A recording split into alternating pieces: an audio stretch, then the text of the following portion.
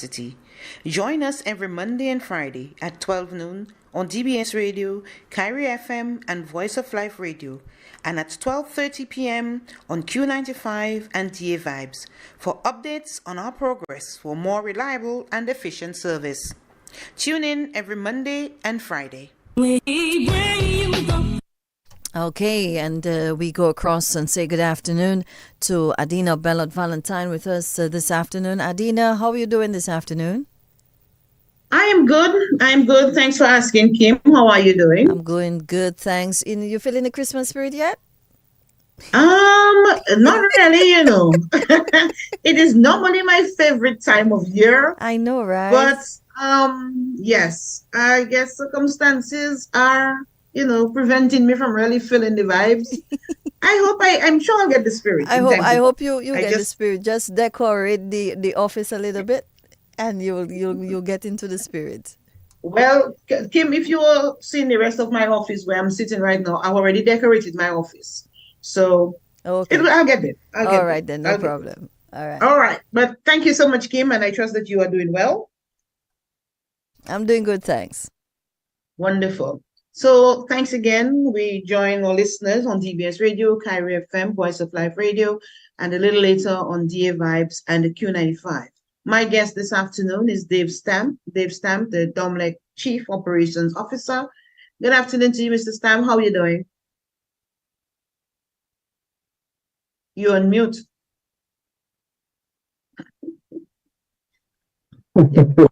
Sorry about that. Good afternoon, Nadina. Good afternoon to all. Good afternoon. I'm doing fine. I'm doing very fine. Thank you. I'm Dave Stamp. I'm glad that you're doing well. It has been a really tough week for us, trying to maneuver this whole capacity management program. We are still in load shedding mode. How are we looking at this time?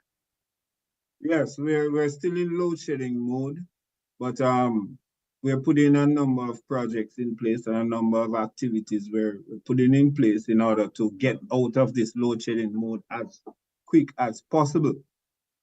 So let me just jump right into it, Adina. We have a number of projects and measures that we're working on as we speak.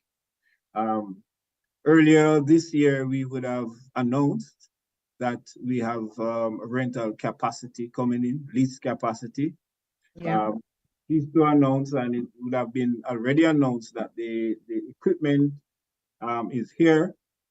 So the equipment is here and the installation is progressing very nicely. As a matter of fact, the installation is practically completed. Wonderful. We are in the testing and commissioning phase of that project. And when we say testing and commissioning, we're starting up testing, starting up all of the various components, all the various parts of the system. And then we hope to complete this in another few days. Our target date for commissioning, to complete the commissioning and to put the units onto the grid is this weekend, is Sunday. So we hope to have that additional 3 megawatts of capacity onto the system. Now, if that happens, and we're putting all the measures in place for that to happen, that will go a long way in curtailing the current load shedding process that we're in. So that we hope to have that done. So hopefully next week we should see a significant improvement in this load management, load shedding thing that's going on. So that we are very encouraged by that, and we have all our resources, all our technical personnel, engineers, technicians, etc., that are focused on this project to get that out of the way. So I just want to ask them before you proceed, can we, or are there any stones left unturned that we need to turn in order to get this thing online by next week? I mean, I know it entailed a lot, and we had quite a lot of preparations to do for the arrival of those units. They still had a lot of work to do in terms of putting the units together and trying to get them online. Are we looking at anything that we just may have missed that might just prevent us from getting these units on by the weekend? Well, with any project such as this, there's always minor technical hiccups. For instance, one particular hiccup is that the suppliers, Agreco, had some challenges, logistic challenges coming from out of Panama, because there were some issues in Panama outside of our control and outside of their control. So but we are working closely with the Agreco personnel who are on site to use our expertise and our resources in order to help overcome those issues. So there's a close working relationship. There's an Agreco team here. We have dispatched our best technical personnel, engineers, etc. Senior persons are on this project in order to get it done. So we are very confident that we can overcome any of those little technical issues and hurdles and get this out. So we are really confident that we can have this capacity online by the beginning of next week. Okay, and you did indicate earlier that once we have those 3 megawatts online, we will see a significant reduction in this whole load shedding. We just want to ensure that that is the case. Most certainly. And when I get to the next initiative, the next measure that we're working on, you will see the correlation with the fact that this 3 megawatts will tremendously assist in this reducing this load shedding process. So we're confident of that, and we will work with all the stops in order to get that done. Now we have support from the highest level in the organization. Yeah, I'm sure.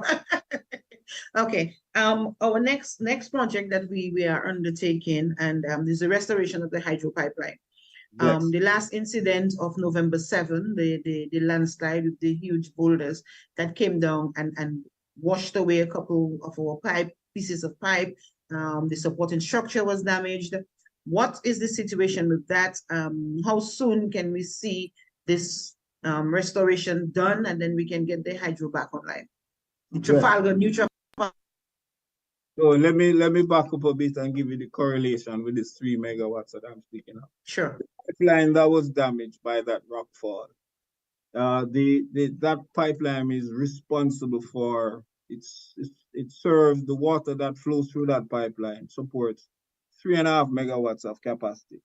It serves the Trafalgar power station, and the 2 units at the Trafalgar power station combined can give you 3.5 megawatts. So you understand. So we lost the ability to provide that capacity to the system. So the rental capacity of 3 megawatts would be a good temporary replacement for that, and would significantly contribute to the reduction in load shedding. So I just did that to give you a comparison of the situation. Definitely. Now, in terms of progress, we're making significant progress. The repair and restoration of the pipeline, I would say, is in the 90% region completion. The pipes themselves have been replaced with new pipes, and they had to, however, restore the concrete pipe support, which is a significant structure. So they had to pour concrete and have that done, and there's a process when you pour concrete and it has to be cured and etc. So that restoration is, I would say, over 90% complete. We are also taking the opportunity to do some repair works on another section of that same pipeline. So to do as a due diligence, as a preventative measure. So that work we expect to commence shortly, and we will restore that in short time. So overall, we expect to have the Trafalgar system, the Trafalgar pipeline, and the Trafalgar station back by mid-December. It could be earlier, but we have an outside date of mid-December to have that back. Okay. Stamp, I was going to ask though, in terms of the restoration of this pipeline, because that incident occurred on November 7th. And persons may be asking, but why is it taking so long to have this repaired? Just take us back and give us an idea of the kind of terrain that we're dealing with, because I mean, I know it was very difficult to even get to the pipe in the first place. Yes, yes. So the location of that pipeline, let me just, for those who know the Trafalgar area and up in that area, the pipeline was maybe a few hundred meters east or above the Trafalgar Falls tourist um, and visitor facility. Mm-hmm. Now, the exact location of the pipe, there are no roads and motoring access. So the first thing we had to do is create that access for access to the type of equipment, the backhoe, the front end loaders, the D9s that we had to send up there. So we had to send a number of heavy equipment up there. And then our first task was to actually clear the fall, clear the rock slide. Mm. And of course, Yeah. that took a couple of days. So that in itself, just accessing, we had to create the access, relocate a number of infrastructure. The tourist facility had some infrastructure there. We had to work with them and relocate some of those facilities just to get to the site where the rock fall is. And that took some time. That took days, probably a week or more, before we were able to even assess the situation and start bringing materials and equipment and other equipment and labor there in order to start with it. So it was a very difficult thing. And then we had to actually start the work and the execution of the work itself after we have gained access um, took also some time. So it wasn't a very easy project. So yes. So after all of that, we expect to have that returned by maybe mid-December. And we're also, in addition to that, we're working on restoring and returning a unit, a very important unit that we have out of service, been out of service for a while for planned maintenance. That's FC11, one of our what we call man units. That unit has a capacity of about 1.4 megawatts. So I'm adding up the megawatts so you can see that we have capacity that we bring on. So 3 megawatts of breakdown, then we want to restore the pipeline with 3.5 megawatts. Then we hope to bring 1.4 megawatts online, which has been out for extended period for planned maintenance. Yeah. Mm-hmm. So, and we hope to do all these three that I've mentioned, these three measures. It all is our hope to have that done before the middle of December, so that So Christmas will look a little brighter then. I heard you and Kimar have Christmas. So it is our intention to ensure that we look good in the Christmas. So this load shedding thing has been an issue, also an issue for us. So we're putting on measures to have that done. And that is for 2023. But Mm-hmm. we have not stopped. For 2024, Adina and listeners would have heard the Prime Minister Yeah. announce that the support for an additional 4.8 megawatts of capacity, which is expected to be shipped this year, but we expect that should be brought online as early as possible in 2024. So in 2024, we expect to continue the process of adding capacity and ensure that we can improve the reliability of our service. One of the important things why we also need to add capacity, not just to stop the load shedding, which is very important, but we also, because of the fact that we were so slim on reserve margin and slim on capacity, it has affected our maintenance program. And it is our hope to aggressively pursue some of those outstanding major maintenance programs in 2024. So this additional capacity that we need will go a long way in allowing us to take units or even multiple units out of service so that we can carry out the maintenance program, catch up on our maintenance without, and that's the important thing, affecting our customer service. So that is our aim, to be able to have capacity to do maintenance without affecting customer service. And that has been the challenge this year, and we hope to get overcome that challenge in 2024. With all these units that we're bringing in, Stamp, and we've spoken earlier this year about our aging fleets. Are we going to see some of those units retired as we continue to build new capacity? Yes, we are working with the regulator, the IRC, in order to implement that program. It is hoped that while these interim capacity, the rental capacity, and some of the interim capacity that we have will take us through to when we can have the ultimate renewable capacity injection of geothermal. So whilst we work to that point, then we will be looking at retiring some of our older fleets so that we can ensure that the reliability of the system is kept at the highest level. So get these older units out and keep new units and also the new capacity, the new geothermal capacity. We also work with, there's a number of other projects that we're working with the government of the Commonwealth of Dominica. We have a battery energy storage system, which is not necessarily a capacity adding thing, but it is to assist with spinning reserve and grid stability.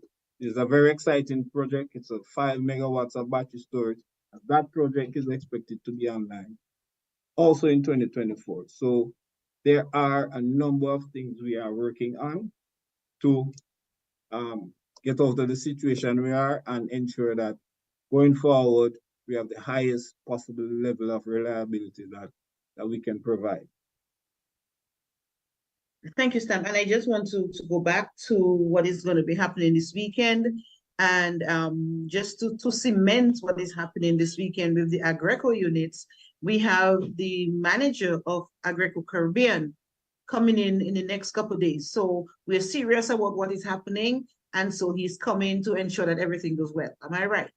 Yes, you are correct. It is so important to this project, to us and to Agreco and to everyone else, that as you say, the senior management of Agreco is coming in to ensure that things go smoothly and all the things that are in place for the completion, the commissioning process, and so that we also work together to put all the things necessary in place for the post-commissioning, because we have to operate and maintain and so on. So that also is another set of things that we need to have in place so that we can get the best efficiency and performance out of these units. So that is being done, and we look forward to those discussions coming up. All right, great stuff. Do we have any questions from those on the panel? If you have any questions, you may just raise your hand if you have any questions, and we can, or you can put it in the chat. Okay. I am not seeing any questions, and I'm not seeing any hands raised. Hi, good day. Domlec News Online. Hi. Sure, go ahead. Domlec News Online. Yeah, sure, go ahead. Go ahead. Yes, just wanted to know what long-term plans does Domlec has in terms of restoring, having the country back to normalcy in terms of power supply. Are there any long-term plans you have in place? Okay, thank you, Shoma. I think Mr. Stamp mentioned that, but Mr. Stamp, you can just reiterate. Yes, reiterate. So not sure what you meant by long term, but I'll just give the process in terms of the timelines that our plans will cover. So immediately we're putting the rental capacity and some other capacity in restoring capacity that has been out of service. So immediately, that's our immediate plan, and we want to have that done before middle of December, so that we can cease the load shedding situation and return to some level of reliability. So before the end of the year, certainly before Christmas, we expect that to happen. In 2024, we intend to add an additional 4.8 megawatts of capacity in order to give additional capacity so that we can continue to deliver and not have any load shedding, but most importantly, to be able to catch up on some of our maintenance activities that we have deferred because of our capacity situation. But to do maintenance without, and the key thing, without affecting reliability and service. So that is 2024, that's the focus for 2024. Add additional capacity, catch up on our maintenance without affecting reliability. In 2025 and 2026, we hope to have the onset of geothermal energy. And if not, well, we hope, I think we're pretty confident that we should have the additional renewable energy from geothermal and others in place.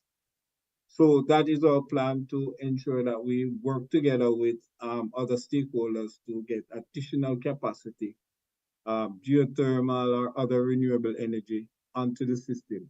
So from a long-term point of view, that is our ultimate goal, and we also have, that is also part of our long-term strategic objective, to transition to renewable energy through geothermal and other resources. So I hope that answers your question. Okay, thank you. All right, thank you so much. If there are no more questions, I just want to tell Mr. Stam, the company is a Chief Operations Officer. Thank you so much for being my guest. We've been doing this since September. We've been on the ball, keeping our publics informed as best and as much as we possibly can. Just giving updates as to where we are with this load capacity management. And we will continue to do so until we are comfortable that we no longer have to interrupt the service of our customers. And Stam, you've been so willing every time to come and explain to the customers exactly what is happening. So I really appreciate that, and I really want to say thank you to you. Yes, thanks. You're welcome. It is our job and it's our duty to That's right. face the customers and update. It's been a rough time, but we have to face the customers. Yeah, and all the best this weekend as we look forward to the commissioning of the Agreco units and more reliable service to our customers. Yes, thank you, Adina, and thanks to our customers and thanks to our listeners. Thank you so much. This afternoon, you've been listening to Dave Stam, the company's Chief Operations Officer, again giving you an update as to where we are with our load capacity management. Thank you to our listeners on DBS Radio, Kyrie FM, Voice of Life Radio, DA Vibes, and Q95 FM. Join us again for another program. On behalf of all of us at Domlec, have a pleasant weekend. Domlec is keeping you updated as we work to restore full generation capacity. Join us every Monday and Friday at 12 noon on DBS Radio, Kyrie FM, and Voice of Life Radio, and at 12:30 p.m.